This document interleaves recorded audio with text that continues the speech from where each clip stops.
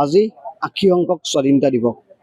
স্বাধীনতা দিৱসৰ উপলক্ষে সমগ্ৰ ৰাজ্যতে স্বাধীনতা দিৱস উদযাপন কৰা হৈছে। তাৰ সমান্তৰালভাৱে আজি শিৱসাগৰ বিধায়ক অখিল গগৈয়ে অনশন কাৰ্যসূচী কৰিছে। মই পোনপটীয়াকৈ দেখাব বিচাৰিছোঁ যে 3টা দাবী উত্থাপন কৰি পেলাই এই শিৱসাগৰ বিধায়ক অখিল গগৈয়ে অনশন কাৰ্যসূচী ৰূপায়ণ কৰিছে। যি বানত ক্ষতিগ্ৰস্ত হৈছিলে ক্ষতিগ্ৰস্ত পৰিয়ালসকলৰ বাবে ৰাজপথৰ বাবে আৰু বিভিন্ন দাবী উত্থাপন কৰি আজি অখিল গগৈয়ে ইয়াত অনশন কাৰ্যসূচী ৰূপায়ণ কৰিছে। পুৱা 8 বজাৰ পৰা বিয়লি 4 বজালৈকে অনশন কাৰ্যসূচী ইয়াত ৰূপায়ণ কৰিছে, যাতে তেওঁৰ দাবীসমূহ যিবোৰ দাবী আছে দাবীবোৰ চৰকাৰ কাষ পাওঁগে, দাবীসমূহ পূৰণ হওক। আৰু আমি তেওঁ ওচৰলৈ আহিছোঁ।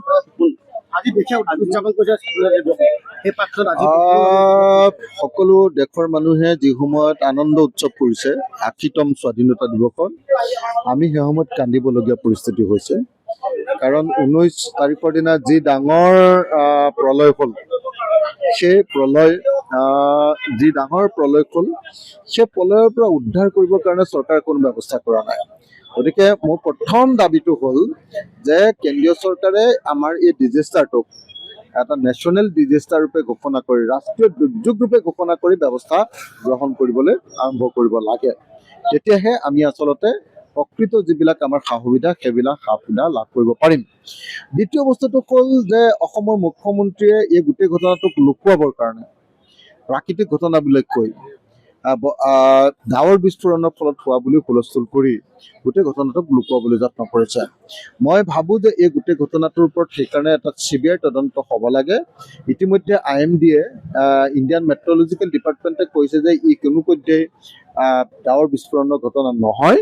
এইটো হ'ল আচলতেই এটা মানুহৰ দ্বাৰা সৃষ্টি হোৱা এটা দুৰ্যোগ, মেন মেড ডিজাষ্টাৰ।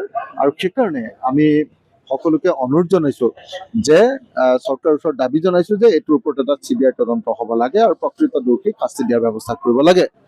তৃতীয় কিন্তু আটাইতকৈ ডাঙৰ দাবীটো হ'ল যে শিৱসাগৰ, চৰাইদেউ আৰু যোৰহাটৰ যিবিলাক প্ৰকৃত ক্ষতিগ্ৰস্ত পৰিয়াল, প্ৰত্যেকটো পৰিয়ালক অন্ততঃ 10 লাখ টকাকে ক্ষতিপূৰণ দিব লাগে।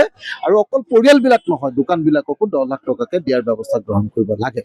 এইটো হ'ল মোৰ তৃতীয় কিন্তু আটাইতকৈ ডাঙৰ দাবী। আৰু মোৰ চতুৰ্থ কিন্তু এটা গুৰুত্বপূৰ্ণ দাবী, সেই মূল দাবীটো হ'ল কি জানেনে? আমাৰ পিনৰ পৰা একদম মূল দাবীটো হ'ল যে আমাৰ গোটেই ইনফ্ৰাষ্ট্ৰাকচাৰ, আমাৰ গোটেই আন্তঃগাঁথনি ভাগি গ'ল, ৰাস্তা পদূলি চব শেষ হৈ গ'ল। 60% ৰাস্তা আমাৰ শিৱসাগৰ সমষ্টিৰ শেষ।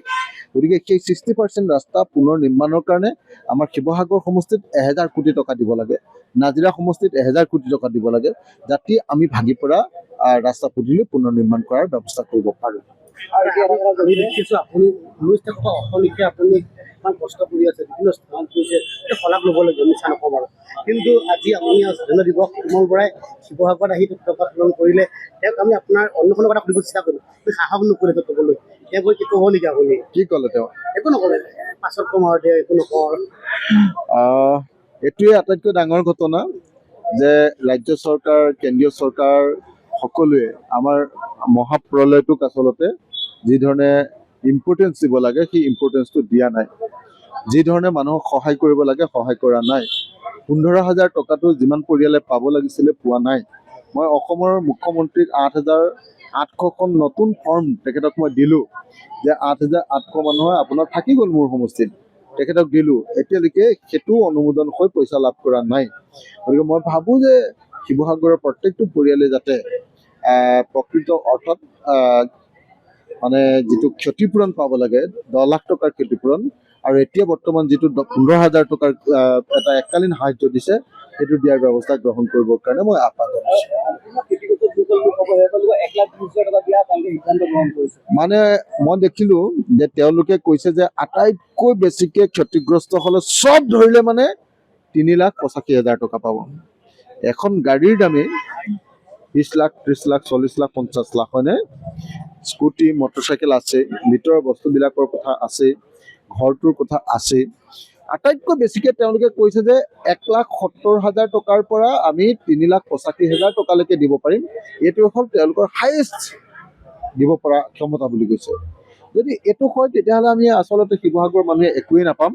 আৰু এইটো যদি হয় সঁচা সঁচিকৈ শিৱসাগৰ মানুহৰ কাৰণে এইটো প্ৰচণ্ড লোকচান, গতিকে মই সকলো ৰাইজকে ঐক্যবদ্ধ হৈ ইয়াৰ বিৰুদ্ধে প্ৰতিবাদ সাব্যস্ত কৰিবৰ কাৰণে দাবী উত্থাপন কৰিলোঁ। জানিব পৰা মতে PM ফাণ্ডত 58,000 crore rupees বৰঙণি দিয়া আছে।